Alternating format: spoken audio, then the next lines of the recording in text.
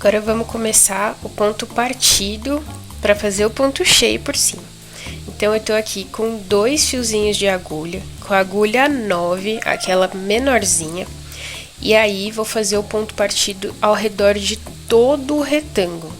Aqui eu vou usar uma linha de cor diferente do que vou usar para fazer o ponto cheio, mas é só para vocês verem bem como ele fica todo coberto, tá? Porque normalmente a gente usa a mesma cor.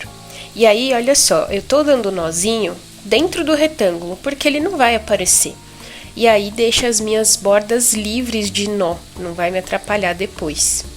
O ponto partido também é bem simples. Então a gente vai dar aí uma distância de mais ou menos meio centímetro, não precisa ser calculado, mas é aquilo, é interessante a gente fazer mais ou menos do mesmo tamanho, mesmo que ele não vá aparecer, para dar um acabamento melhor, tá bom? Então eu vou fazer o pontinho como se fosse fazer aquele primeiro ponto atrás, aí ao invés de entrar lá na frente, eu vou entrar no meio dele, vou partir ele mesmo, é daí que vem o nome, para fazer o próximo ponto. E aí depois continua assim. Eu parto o ponto anterior para fazer o próximo. E aí vai assim até o fim.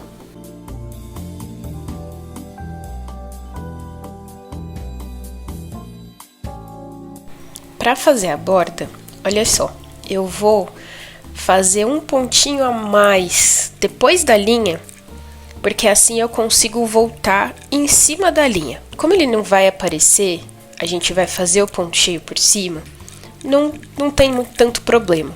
Em questão de acabamento, não vai fazer tanta diferença assim. Então, essa é uma forma de fazer e mais pra frente eu vou mostrar outra.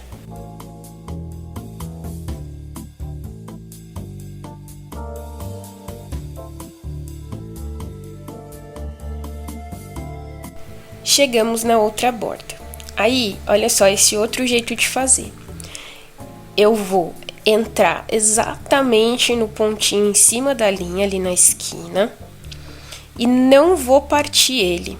Eu vou fazer um ponto nessa linha de cima horizontal, como se fosse um ponto atrás, né? Então, eu vou mais pra frente, e aí vou voltar no mesmo buraquinho do ponto anterior. Então, vai ficar uma quininha bem bonitinha, bem marcada. Então, para quando a gente vai fazer algo que vai aparecer, esse é o melhor jeito, porque aí ele fica bem definido e mais bonito.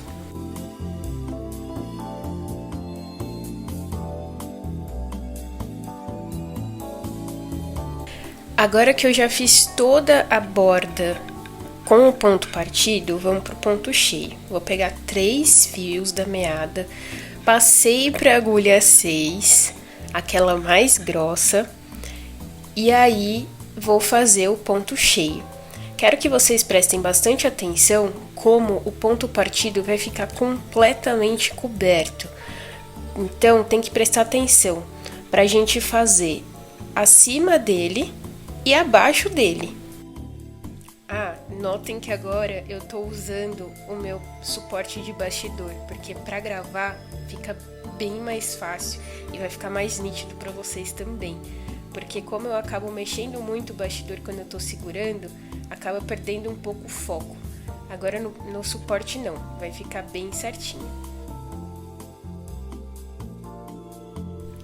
Agora eu vou da mesma forma que eu fiz o ponto cheio no retângulo anterior, até o fim. Não tem segredo, é só sair abaixo do ponto partido e entrar acima do ponto partido, mas quanto para baixo e quanto para cima. Pode ser bem rente, porque aí também vai dar aquele efeito de um pouco mais de volume, sabe?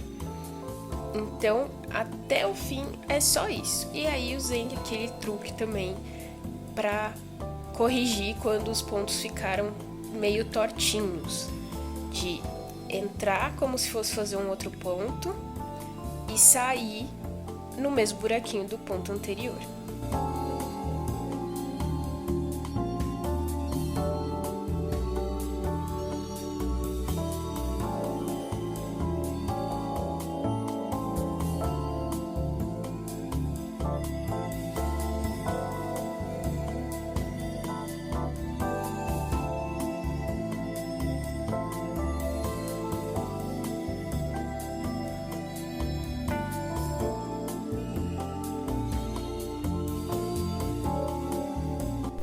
Agora um truquezinho pra gente não ficar toda hora tendo que virar o bastidor. Tá vendo? Minha linha tá acabando. Ao invés de eu virar e já fazer o acabamento, eu vou trazer ela pra cima e vou deixar ela ali.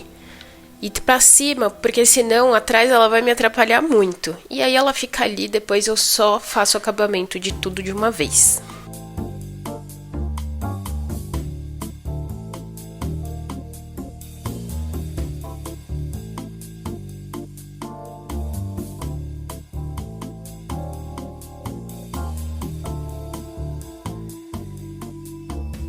Bom, finalizei aqui a forma, virei para fazer o acabamento.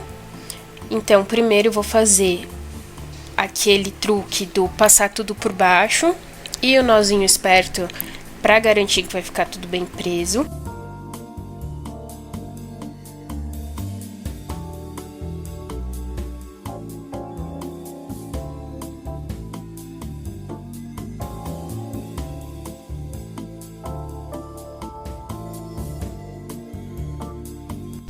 E agora eu vou puxar aqueles fios ali que eu tinha deixado pra cima, lembra? Então, eu vou fazer o nozinho normalmente em cada um deles e aí pronto. Então acaba ficando um pouco mais rápido, porque você não tem que ficar virando no meio do bordado, né?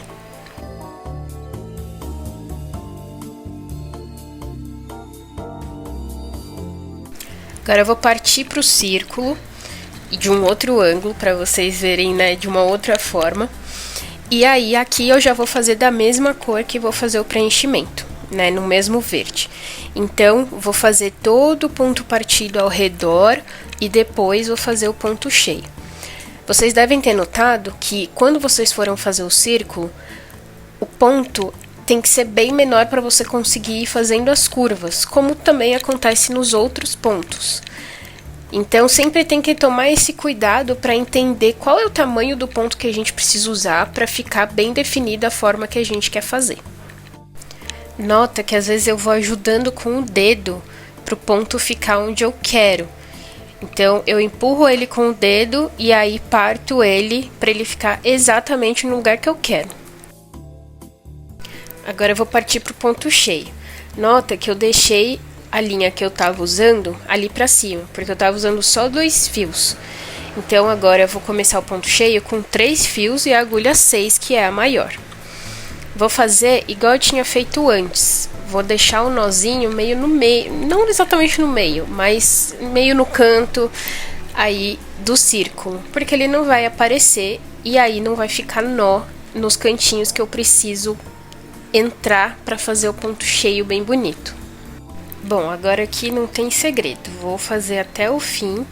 Resolvi fazer na direção contrária para mostrar para vocês também essa possibilidade, porque o outro círculo fiz na vertical e agora eu tô fazendo na horizontal. E vou fazer até o fim, vou fazer primeiro uma metade e depois a outra metade, sem segredo nenhum.